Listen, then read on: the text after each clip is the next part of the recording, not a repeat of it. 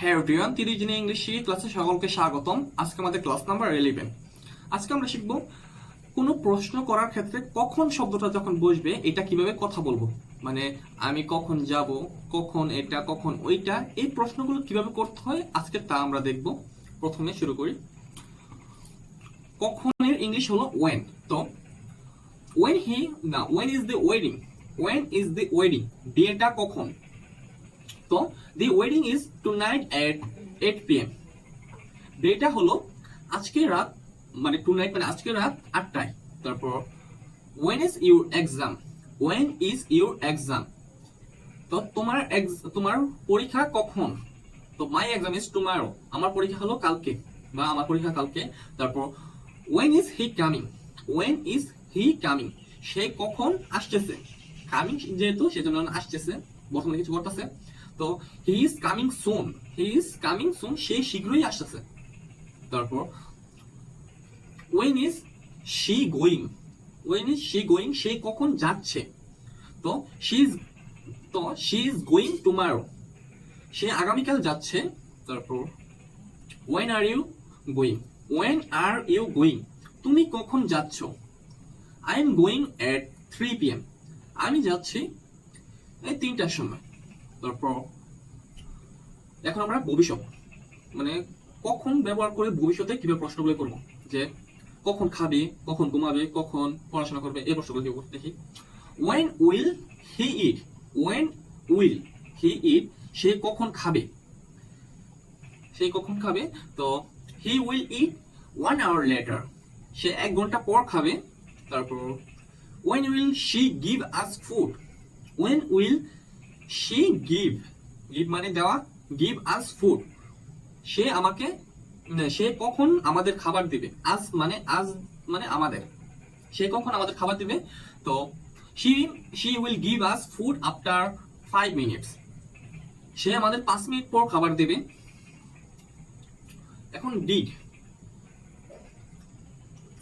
Did হলো মানে কোনো প্রশ্ন করার ক্ষেত্রে যখন পূর্বে কিছু করেছে, মানে পূর্বে কোনো কাজ করা হইলে ওইখানে আমরা ডিড ব্যবহার করব। তো when did he come here, সে কখন এখানে এসেছে।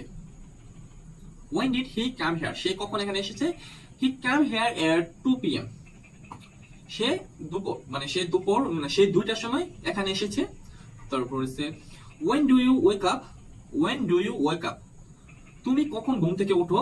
I wake up at 9 a.m, আমি 9টার সময় উঠি, ঘুম থেকে উঠি, আমি 9টার সময় ঘুম থেকে উঠি। তারপর when does, এখন যদি আমরা কোনো প্রশ্ন করার ক্ষেত্রে সে মানে মেয়ে হোক বা ছেলে হোক, মানে থার্ড পারসন সিঙ্গুলার হলে আমরা ডাজ ব্যবহার করব। তো when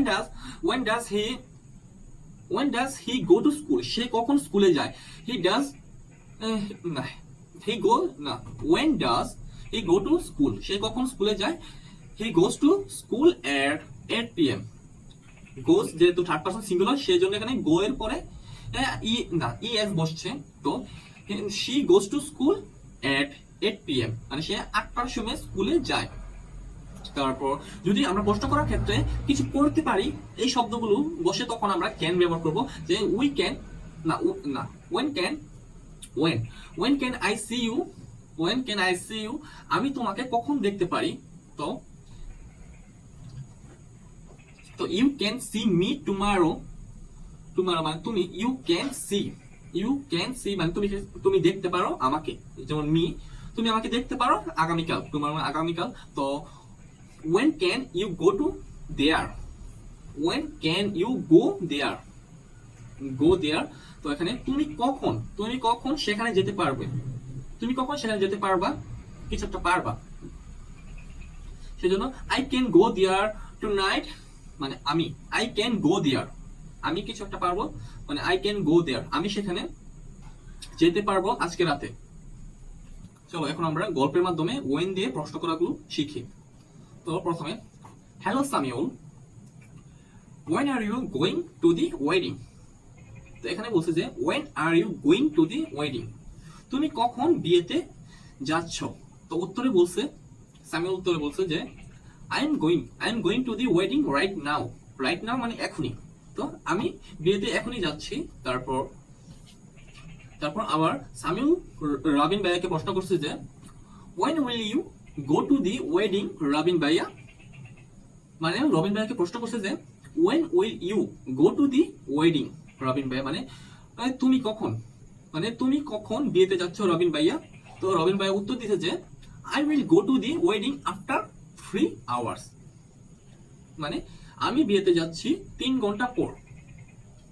তারপর বাই দা ওয়ে, এখন আমরা যদি ইংলিশে কোনো কথা বলতে যাই, ধরো একটা কথা বলতেছি একটা বিষয় নিয়ে, যদি এই বিষয়টা চেঞ্জ করতাম চাই, তখন আমরা বাই দা ওয়ে বলতে হয়। যে আমরা একটা খেলা নিয়ে কথা বলতেছি, কিছুক্ষণ পর আমরা পড়া নিয়ে কথা বলবো, তো মাঝখানে যে একটা জায়গা থেকে আরেকটা জায়গায় শিফট করবো, তখন আমরা মাঝখানে বাই দা ওয়ে বলবো। তো by the way, when is your exam, মানে তোমার পরীক্ষা কখন? তো my final exam is 6 days later, my final exam is 6 days later, মানে আমার ফাইনাল পরীক্ষা হলো 6 দিন পর। তারপর by the way, when will Ruba আপু come to the wedding? তো রুবা আপু কখন বিয়েতে আসবে? she will come at night, সে আসবে রাতে। she is busy, সে ব্যস্ত। তারপর she is going to Canada soon, say Canada যাবে। গোয়িং মানে সে কানাডা যাচ্ছে খুব শীঘ্রই। তারপর সে কখন কানাডা যাবে? তারপর she is going to Canada next week, মানে সে কানাডা যাবে সামনের সপ্তাহে। ওকে, I have to go now, মানে আমার বাসায় যেতে হবে। তারপর I will see you later, আমি তোমাকে পরে দেখবো বা পরে দেখা করবো, এটার মিনিং এমনটা বোঝা হয়। তারপর হচ্ছে I will work now, আমার কাজ আছে এখন। তারপর when do you work every day, মানে তুমি তোমার প্রতিদিনের কাজ কখন করো? তো I work every day from 11 am to 5 pm, আমি আমার প্রতিদিনের কাজ করি 11টা থেকে 5টা পর্যন্ত। তারপর when will the wedding end, বিয়েটা কখন শেষ? it will end at 10 pm, এটা শেষ রাত 10টায়। then I will go home, তারপর আমি বাসায় যাব। I will go home, তারপর আমি বাসায় যাব। তো আজকে আমরা যেটুকু শিখছি, আমরা when দিয়ে কিভাবে প্রশ্ন করতে হয় এবং উত্তর দিতে হয় এটা শিখছি। পরবর্তীতে আরো দেখা যাবে। আর এখানে যদি আমাদের কোনো সমস্যা থেকে থাকে, তো সবাই আমার কমেন্টে বলবা যে এই জায়গায় সমস্যা আছে, আমি ওই জায়গাটা তোমাদের জন্য ঠিক করে দেবো। আর পুরো ভিডিওটা দেখার জন্য সবাইকে অনেক অনেক ধন্যবাদ। তো আজকের ভিডিও এখানে শেষ, সবাইকে আল্লাহ হাফেজ।